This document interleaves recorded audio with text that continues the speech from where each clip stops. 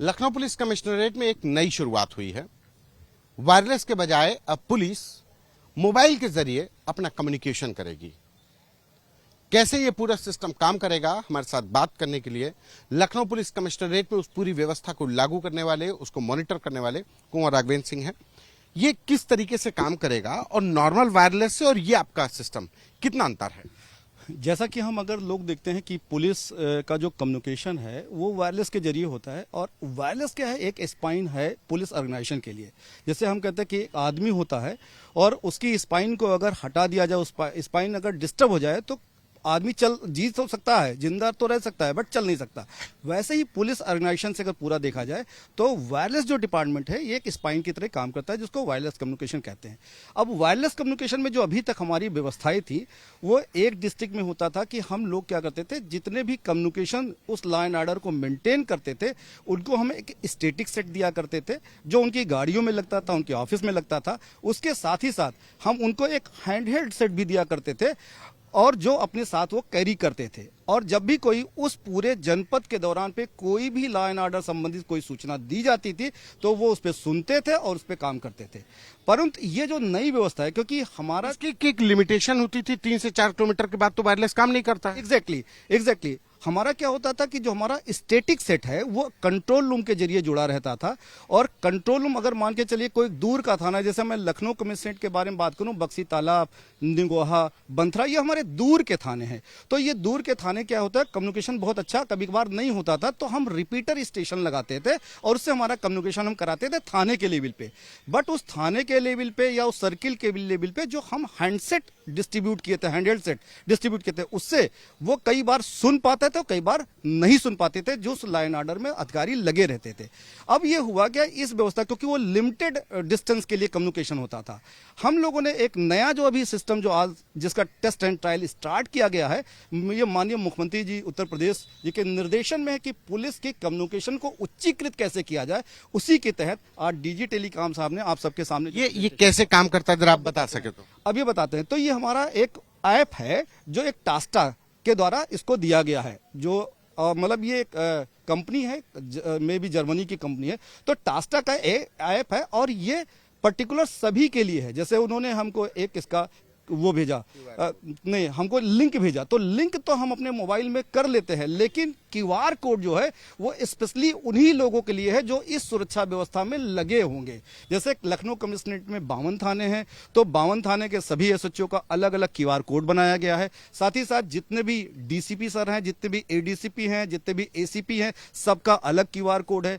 Commissioner साहब, joint CP साहब का सबका अलग क्यूआर कोड है, और उन्होंने उस लिंक को पहले डाउनलोड किया है, ऐप को डाउनलोड किया और फिर क्यूआर कोड को स्कैन किया, और जिससे क्या है कि वो अपने कम्युनिकेशन जुड़ गए। अब जैसे लखनऊ कमिश्नरेट के बारे में बात करें तो कमिश्नर साहब को पहले क्या होता था, जब वो किसी मैसेज देना रहता था हमारे कंट्रोल रूम पे, तो टैंगो चैनल पे आते थे और उसको बता के जाते थे। तो टैंगो चैनल लखनऊ में 5 अलग अलग चैनल हमने कंट्रोल रूम में और बना रखे हैं। जैसे हमारा आर्क चैनल है जो नॉर्थ क्षेत्र आता है, दूसरा हमारा ब्रेवो है जो हमारा ईस्ट आता है, तीसरा हमारा चार्ली है जो साउथ आता है, चौथा हमारा डेल्टा है जो वेस्ट आता है, और हमारा इको है जो चैनल है ये हमारा आता है जिसको हम ये कह सकते हैं सेंट्रल है। तो हम 52 थाने को 5 अलग अलग जोन में डिवाइड कर रखे हैं। अब होता क्या है कि अगर पांचों जोन में किसी भी जो हमारा हैंडसेट अगर डिस्टर्ब हुआ तो व्यवस्था हम उनसे बात नहीं कर पाते थे। इसके साथ लखनऊ में अगर देखा जाए पूरी ट्रैफिक व्यवस्था को देखने के लिए हमारा जो ट्रैफिक कंट्रोल रूम है, जहां पे वो सारे के सारे लोग उस पर काम करते हैं हमारी पुरानी व्यवस्था पे। इस ऐप के हो जाने से क्या हुआ, अगर आप इस ऐप को देखें तो हमने इस ऐप को डाउनलोड किया, और अगर आप इसको देख सकते हैं तो इसमें आप देखें कि हमने क्या किया, ये पुलिस कमिश्नर, तो जितने भी पुलिस कमिश्नर के सारे सीनियर ऑफिसर्स हैं, ठीक है, जितने सीनियर ऑफिसर्स हैं वो यहाँ पे हैं। अभी आप देख सकते हैं 16 लोग लॉगिन हैं, और अगर हम इसको देखें यहाँ पे जाके तो हमने ये किया, तो अगर आप ये देखें पुलिस कमिश्नरेट के जितने एसीपी बीकेटी, ये सारे के सारे लोग यहाँ पे हैं, ठीक है, डीसीपी बेस्ड ऑपरेशन कमांडर कैसे कम्युनिकेट करेंगे, ठीक है, अभी बता रहे हैं। इसके अलावा अगर देखा जाए फिर दूसरा हमारा चैनल है ईस्ट जोन है। अगर ईस्ट जोन में देखा जाए तो 11 लोग इस समय लॉगिन है, साउथ जोन में 10 लोग हैं, वेस्ट जोन में 11 लोग हैं, सेंट्रल जोन में 11 लोग हैं। ये सारे सभी एसएचओज हैं जो लॉगिन है। आप इसको देख भी सकते हैं, यहाँ पे जाते हैं और ये करते हैं। तो ये सारे एसीपी महानगर, इको, एसएचओ अमीनाबाद, गौतमपल्ली, ये सारे के सारे लोग हैं। अब अगर मान के चलिए मुझे किसी से बात करनी है, जैसे मान के चलिए मुझे एसएचओ महानगर से बात करनी है, तो हमने उनको यहाँ पे क्लिक किया, ये गया और सीधे पुश टू टॉक पे हमने एसएचओ महानगर फ्रॉम आरआई रेडियो। आप कैसा सुन रहे हैं?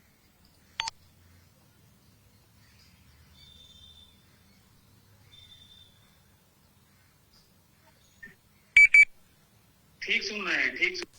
तो इस तरह से क्या है, ये एक लाइव है, ये किसी को भी हम पर्सनली जाके किसी को बात कर सकते हैं।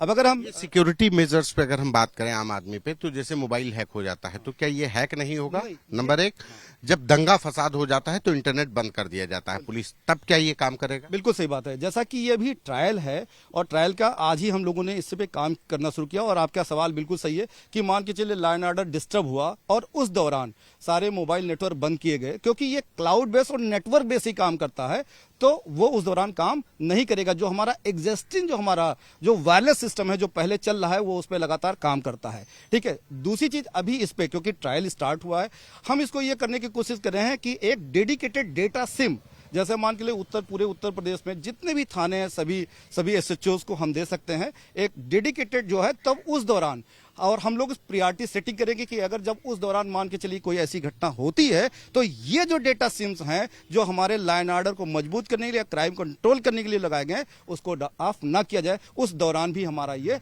काम करता रहेगा और चलता रहेगा।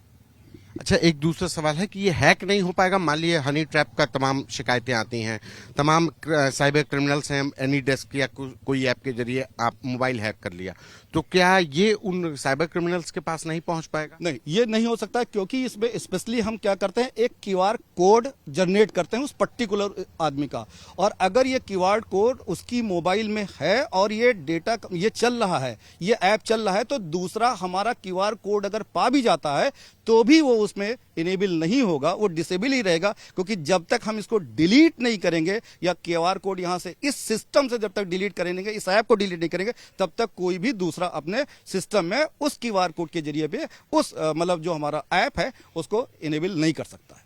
ये कहा जा सकता है कि निकट भविष्य में Uttar Pradesh police wireless set को छोड़ करके मोबाइल पे वायरलेस कम्युनिकेशन करेगी? देखिए, जैसा कि हम लोग ये अभी नहीं कह सकते हैं, क्योंकि वायरलेस जो हमारा सिस्टम है बहुत पुराना सिस्टम, बहुत सालों से चलता चला आ रहा है और वो एक डेडिकेटेड हमारा सिस्टम है, बट वो लिमिटेड है, लिमिटेड डिस्टेंस के लिए है। क्योंकि लगातार अगर पिछले कई सालों में देखें कि हमारी टेक्नोलॉजी लगातार इन्हेंस करती जा रही है, हमारा टेक्नोलॉजी उच्चीकृत होता चला जा रहा है। और आज की डेट में अगर बहुत समय पहले एक बात आई थी कि कर लो दुनिया मुट्ठी में, तो अगर आपके पास मोबाइल है और डेटा है और आपके पास कुछ नहीं है और आपके अकाउंट में पैसे हैं, तो आप कहीं भी पूरी दुनिया में जा सकते हैं।